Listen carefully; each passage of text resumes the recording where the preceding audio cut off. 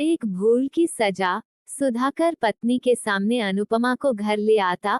उसके लिए फैसला लेना मुश्किल हो रहा था। 6 गज की सोने की जरी के बॉर्डर वाली गुलाबी रंग की भारी रेशमी साड़ी में रेणुका बहुत प्यारी लग रही थी।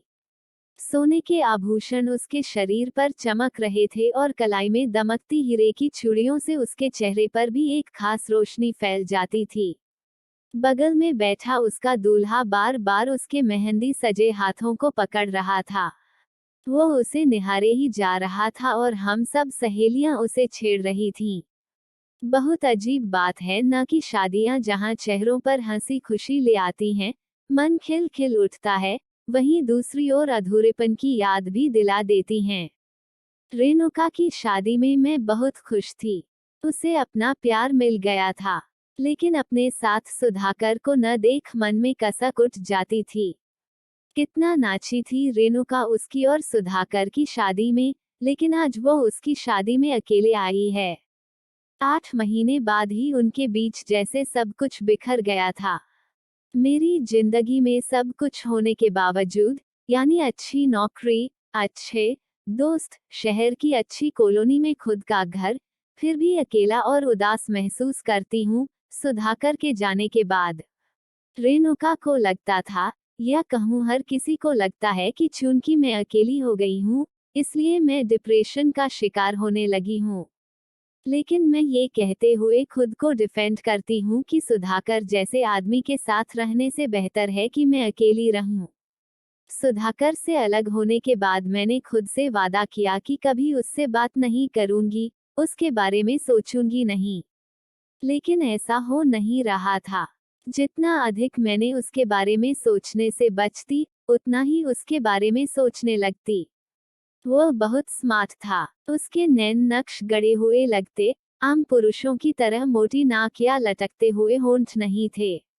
उसके मर्दाना चौड़े कंधे, लंबा कद और सबसे बढ़कर उसकी गहरी और मंत्रमुग्ध करने वाली आवाज, जिस पर मैं बुरी तरह मरती थी। लेकिन शादी के बाद मुझे समझ आ गया था कि इतना आकर्षक आदमी हमेशा के लिए मेरे जैसी लड़की के साथ नहीं रहेगा, जो इतनी औसत दिखती है। शादी के जल्दबाजी में लिए गए फैसले के पहले कुछ महीनों के बाद जीवन सुंदर था।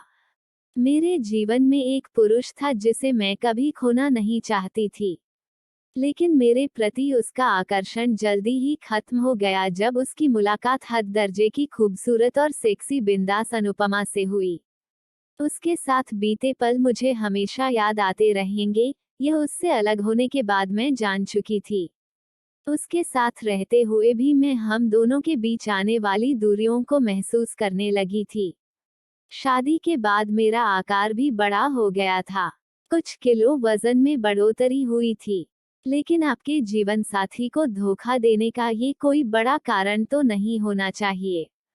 प्यार करने के लिए वजन या शरीर का आकार प्रकार कोई पैमाना नहीं हो सकता। मैं शिक्षित थी, अच्छी नौकरी करती थी और उसे मेरे साथ किसी तरह की हीनता का बोध हो, ऐसी कोई वजह मुझे नजर नहीं आती थी।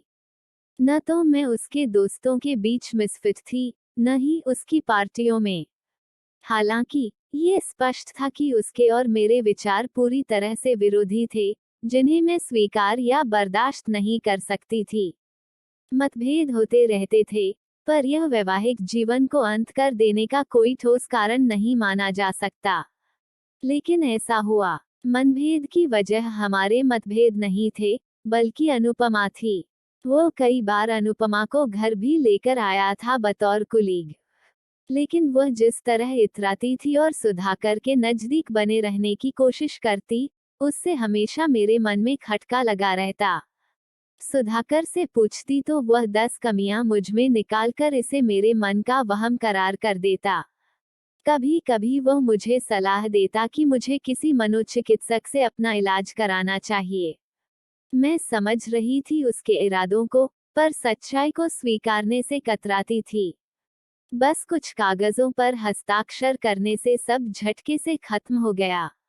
अभी 1 महीना ही हुआ है सुधाकर से अलग हुए। मैंने अपने आप को पूरी तरह से काम में खपा दिया है। मैनेजमेंट मेरे काम से बहुत खुश है। फिर भी डिप्रेशन हावी हो ही जाता है। सुधाकर ने अनुपमा से शादी तो नहीं की है, वे दोनों लिव इन में रह रहे हैं। उसने शादी नहीं की, जानकर सुकून भी होता है। हालांकि जानती हूँ कि मैं उसके पास कभी लौटकर नहीं जाऊंगी और उसका मेरे पास लौट आने का तो सवाल ही नहीं उठता। एक बुरा विवाह भविष्य तय नहीं कर सकता, या उसे तय करने नहीं देना चाहिए। हो सकता है आगे कुछ सुखद होने वाला हो। मैं अपने आप को बीच बीच में यह बात समझाती रहती हूँ। शादी में खाना इतना स्वादिष्ट था कि लगा जैसे साथ में सुधाकर का न होना मुझे अब बुरा नहीं लग रहा है। मेरी फ्रेंड्स जानती हैं कि खाना मेरा स्ट्रेस बस्टर है, इसलिए बार बार मेरे लिए कुछ न कुछ लेकर आ रही थीं। रेणुका की विदाई के बाद थोड़ा रोकर, थोड़ा उसे छेड़ने के बाद मैं घर चली गई। रेणुका काफी देर तक मुझसे लिपटकर रोती रही। वह हमेशा से ही मुझे लेकर चिंतित रहती थी। हमारी दोस्ती सबसे बड़ी धरोहर थी हम दोनों के लिए। शादी की गहमागहमी और मस्ती करके आने के बाद घर का सन्नाटा ज्यादा ही खल रहा था।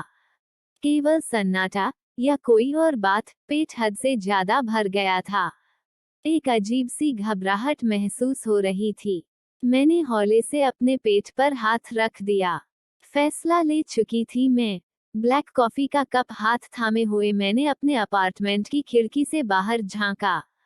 मैं सोच रही थी कि जिस सुधाकर को मैंने दीवानों की तरह चाहा, जिस पर अपने से ज्यादा भरोसा किया, उसे समझने में मुझसे कैसे और क्यों कर भूल हुई। लेकिन एक भूल के बाद मैं दूसरी भूल करने को तैयार नहीं थी। मेरे हाथ में अभी भी प्रेगनेंसी टेस्ट की स्ट्रिप थी। माना मेरे अंदर जो पल रहा था, उसमें सुधाकर के साथ साथ मेरा भी अंश है, लेकिन आंखों से आंसू बहने लगे। नहीं, मैं इस बच्चे के लिए तैयार नहीं हूँ। अभी तो बिल्कुल भी नहीं, और सुधाकर के बच्चे के लिए तो बिल्कुल भी नहीं। मैं इस बार खुद को किसी तरह का धोखा नहीं देना चाहती।